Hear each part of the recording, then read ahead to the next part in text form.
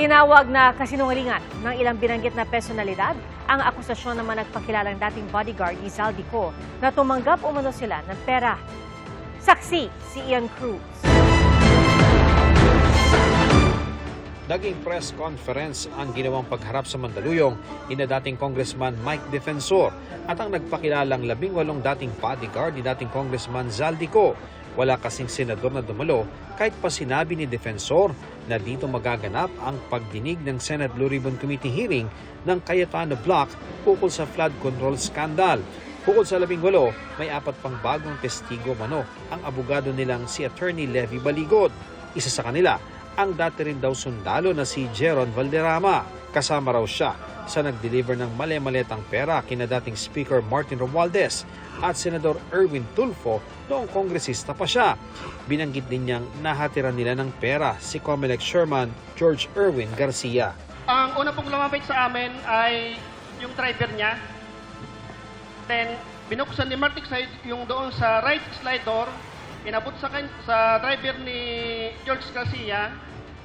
Then, pakalagpas po ng mga ilang metro, magkasalubong po sila ni George Garcia. Then, lumapit din po si Chairman George Garcia. Then, binuksan po ulit ni Martic side yung sliding door. Then, inabot po yung receiving copy.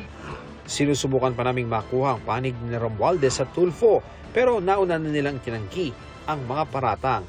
Pinasinungalingan naman ni Garcia ang akusasyon. Anya, hindi na nagtutugma ang mga sinasabi na nag-aakusa dahil dati 4 na maleta daw ang ibinigay sa kanya. Ngayon ay bag na maliit na lang. Mahirap anya kung may nagdidikta lang kung anong sasabihin at ano naman anya ang kinalaman niya sa flood control. Nagpakita rin ng iba't ibang larawan ng mga ex-bodyguard ng mga umunoy delivery ng mga maleta. Meron ding larawan ng mga tagpo sa hangar na pag-aari ni COSA Misibis Aviation and Development Corporation. May larawan din sina Senador Kiko Pangilinan at Mrs. na si Sharon Cuneta kasama ang mga empleyado umano ni Co. Pero wala na silang ibang binanggit na detalye. Sa isang pahayag, sinabi ni Pangilinan na puro pasaring, aligasyon at palabas lang anya ang mga ito. Gusto lang anyang mantsahan ang naiulat na pag-upo niya bilang chairperson ng Senate Blue Ribbon Subcommittee na mag-iimbestiga sa flood control scam. Dagdag pa niya, walang basihan ang tinawag niyang tangkang pagdungi sa kanyang pagkatao. Pananagutin daw ni Pangilinan ang mga nag-akusa sa mga paninirang ginawa nila, pati sa pagdamay sa kanyang pamilya. Ang isa namang dating tauhan umano ni Co, idinetalye ang paghahatid daw ng male-maletang pera sa bahay ni dating Senate President Cheese Escudero. Noong 2024, mula Horizon Homes, BGC, kasama ako sa convoy papunta sa convoy ni Zaldico bilang security detail at pupunta kami sa bahay ni Senator Francis Cheese Escudero sa New Manila. Naghatid kami ng 4 na malita na may iba-ibang sukat. Dating nasa Cayetano Block sa Escudero pero nakiisa sa pagluklok sa grupo ni Senador Win Gatchalian. Sinisika pa naming makuha ang panig ni Escudero. May larawan din si dating PNP Chief at ngayong MMDA General Manager Nicolas Torre III kasama ang mga witness. Ayon sa kanila, panahon ito noong hinihikayat sila na kontrahin ang naging pahayag ni Orly Goteza sa Senate Blue Ribbon Committee noong 2025. Wala pang tugon sa amin si Torre kaugnay sa akusasyon. Ilang media personality rin ang binanggit ng ilan sa kanila na dinadalhan umano ng perang naka-paper bag sa utos ni Co. Pero wala ulit silang ibinigay na detalye at wala ring ipinakitang ebidensya. Na-assign po ako sa isang PR na taga-media na si Bernard Peralta. Doon ko po nakita yung mga nabibigyan po ng mga paper bag na mga anchor na mga taga-media. Kagaya po ni Arnold Clavio,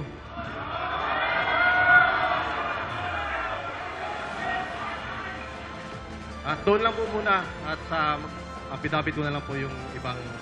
Tinawag na kasinungalingan ni Arnold Clavio ang bintang na anyay nakakatawa at nakakalungkot. Haharapin daw niya ito ng walang takot at hinamon ang nagbintang na maglabas ng ebidensya. Hindi raw siya natatakot at wala raw siyang itinatago. Sa korte na lang daw sila magkita at doon daw nila ulitin ang kanilang mga anyay walang kakwenta-kwentang bintang. Ayon naman sa GMA Network, sineseryoso nito ang mga bagay na may kinalaman sa integridad ng mga mamamahayag nito. Susuriin ng network ang usapin. Nananatili rin ang paninindigan ng GMA Network sa responsableng pamamahayag. Nanawagan din ito sa publiko na huwag gumawa ng mga konklusyon base sa mga hindi beripikadong impormasyon. Idinawit din ng mga umunoy dating bodyguard ni Ko ang kolumnistang Simon Tulfo. Pero tinawanan lang ni Tulfo ang aligasyon. Paano raw magkakasya ang limpak-limpak na salapi sa isang supot? Ako si Ian Cruz, ang inyong saksi. Pinalagan din ni Sharon Cuneta ang mga alegasyon ng mga nagpakilalang dating bodyguard ni Zaldi Co. Tinawag po niyang sinungaling ang mga dating bodyguard. At sabi pa niya, ang litratong ipinakita sa press con ay kuha sa pagpunta ng kanyang pamilya sa Marawi para personal na magpasalamat sa mga sumuporta sa asawa niyang si Senator Kiko Pangilinan. Nagbabanat daw sila ng buto at lumalaban ng patas dahil lahat ng meron daw sila ay pinaghihirapan nila. Pinaimbestigahan na ni Pangulong Bongbong Marcos ang reklamong walang benepisyong nakuha ang isang namatay na miyembro ng PhilHealth dahil wala pang 24 oras sa ospital. Ayon kay Palace Press Officer Undersecretary Claire Castro, gusto ng Pangulo na tukuyin ng otoridad ang posibleng pagkakamali sa pagpapatupad ng mga polisiya ng PhilHealth. Kaugnay ng insidente, nilinaw ng UERM Memorial Medical Center sa GMA News na hindi na-admit sa kanilang ospital ang pasyente. Git ng ospital, lahat umano ng mga pag-uusap ay sa pamamagitan ng tawag sa telepono at hindi nailipat o nasuri sa kanilang ospital ang pasyente. Sinusubukan pa namin makuha ang panig ng isa pang ospital na binanggit ng pamilya ng pasyente sa kanilang viral post. Pinalagan po ng kampo na isang coach ng Ateneo basketball team ang anggulong hazing o homicide kaugnay sa pagkalunod ni Rene Baterbonia at Divine Adili. Git po nila aksidente at walang may gusto sa nangyari. Inabot naman po ng 10 oras ang pag-uwi sa labi ni Baterbonia sa kanyang hometown sa Agusan del Sur. Saksi si JP Soriano. Mula umaga nitong Lunes sa Davao del Norte hanggang gabi sa Agusan del Sur, hindi nauubos ang mga nagbibigay pugay kay Rene Bobet Baterbonia. Ang sports hero ng Davao Region at Caraga. Ang dapat ay 4 na oras nang nabiyahe mula Panabo, Davao del Norte, naging mahigit 10. Hanggang maiuwi na si Bobet sa Talacogon, Agusan del Sur, mag-aalas 2 ng madaling araw. Maraming salamat po sa mga tulong. Pero ang totoo sa mga narito at maraming Pilipino, si Bobet ang dapat pasalamatan para sa pagbibigay mukha sa mga nangangarap na nakikipagsapalaran sa malayo. Ang huling yakap niya sa ina noong bago lumuwas pa Maynila noong June 4, sinikap na mapreserba ng artist na si JP sa isang digital painting na inalay sa ina ni Bobet. At least nakita ko na sa huling sandali, nihakap niya ako, hinahon niya ako. Parang sabi niya, huwag ka nang mag-alala, ma. Parang sabi niya, sakit. Kalakip daw nito noon ang isang pangako. Pagdating daw ng June, di na ako mamumblima. Kasi lahat daw provided na. Kaya nga, nung nag-open kami ng ATM, sabi niya, sige lang ma, kunin mo yan. Kasi magpipirma ako doon na yung 70% sa iyo, yung 30% sa akin. Sabi niya. Sa barangay San Nicolas lumaki si Rene. Ang kanyang husay sa basketball, hinasa sa court na ito. Nayari sa kahoy ang poste at board, kung saan niya rin tinuruan ang pinakabatang kapatid na lalaki. Basketball. Unsa ka na mag basketball, unsa forma mag basketball, unsa forma mag basketball be? Unsa ka mag shot, pag forma mag shot no. Proud na nakadisplay sa kanilang tahanan ang mga medalya at tropeyo ni Rene.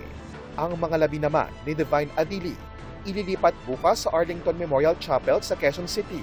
Sa isang mensahe sa GMA News Online, kinumpirma ng ama ni Divine na babiyahe siya mula Nigeria papuntang Pilipinas, bagaman wala pang pinal na schedule. Sa pagpapatuloy ng investigasyon sa pagkalunod ni Baterbonia at Adili, humarap sa NBI ang abogado ni Reynaldo Jacinto na 20 taon ng coach ng Ateneo basketball team. Inalagaan ng kanyang kampo ang pagtutok ng CIDG sa anggulong homicide o hazing. First part na ng team yan, and it's not a condition for the team. It's just training, exercise, camaraderie lang. Walang torture. Homicide? No, it's an accident. Hindi rin humarap ang iba pang opisyal ng team at mga player na ipinatawag ng NBI, maliban kina resigned team manager Christopher Epok Kimpo na tumanggi sa panayam at Ateneo Blue Eagle player EJ Capihe. We mourn our fallen brothers, Divine and Renee, and we'll carry them for the rest of our lives. Abogado lang din ang dating head coach na si Tab Baldwin ang sumipot. He was not in a good condition to appear. Coach Tab will fully cooperate with all the investigations ongoing and all the legal procedures. Abogado rin ng 27 anyos na si Coach Sandro Soriano ang nagpakita. He's suffering from emotional distress. He's undergoing sessions at the Ateneo Office of Guidance and Counseling. He's not going anywhere. In fact, he wants to face all of this and give his side. Nagtungo naman sa CIDG ang mga dating manlalaro ng Ateneo de Manila men's basketball team. Inimbitahan sila para magbahagi ng kaalaman at karanasan kaugnay sa mga nilahukan nilang team building sa ilalim ni Baldwin sa mga nakaraang taon. Sinagot naman ng MVP Sports Foundation ang sinabi ng CIDG na napag-alaman nilang ang Ateneo basketball team ay pinatatakbo umano ng isang foundation ng kumpanyang Smart Communications. Sa isang pahayag, sinabi ng Pangulo ng Foundation na hindi nila pagmamayari ang koponan at hindi rin nila ito minamanage. Limitado lang daw sa pagpopondo ang kanilang papel sa pagsuporta sa mga sports program. Ang MVP Sports Foundation ang namamahala sa mga sports initiatives ng MVP Group kung saan kabilang ang Smart Communications. Kinumpirma nila na empleyado ng Smart Communications ang nagbitiw na team manager na si Epok Kimpo. Pero naglilingkod siya sa Ateneo basketball team sa kanyang sariling kapasidad. At sa pwestong ito, nasa ilalim si Kimpo ng otoridad at direksyon ng Ateneo de Manila University at mga opisyal nito. Sa June 24, ihahatid sa huling hantungan si Bobet. Mamiss ko sa kanya yung anang mo uli siya dire nga pag uli niya daghan ang manghagad siya mong laag ang pinakakuang ginakanan tawag nga ang tawag na mutawag siya sa ko nga kanang word nga pa mo uli siya mo na pinaka mamiss din ako siya na mo tawag sa ko nga pa sa party kay rin niya.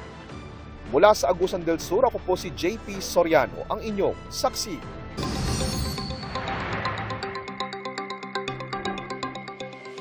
Halaw sa isang totoong gusali sa Binondo, Maynila, ang lokasyon ng isa sa mga eksena ng El Filibusterismo ni Gat Jose Rizal. At ang gusaling yan na dating pansiteria, nakatayo pa rin matapos ang mahigit 100 taon. Alam mo now, sa pagsaksi ni Darlene Cad. Pag Binondo, tiyak maiisip ang Ongpin Street, katabi lang ng Binondo Church at puntahan ng mga mahilig mag-food trip. Pero noong panahon ni Rizal, Kalye Sacristia ang tawag, na binanggit din ni Jose Rizal sa nobelang Noli Me Tangere. Pagbalik sa bansa, dito nagmasid ang bidang si Crisostomo Ibarra na tila wala raw nagbago sa 7 taon niyang pamamalagi sa Europa. Isinabuhay din sa Maria Clara at Ibarra ang isang eksena sa gitna ng paglalakad ni Ibarra. Namatay ang inyong ama sa bilangguan. Nagkaroon siya ng isang matinding kaaway. Siya ang dahilan kung bakit nawasak si Don Rafael.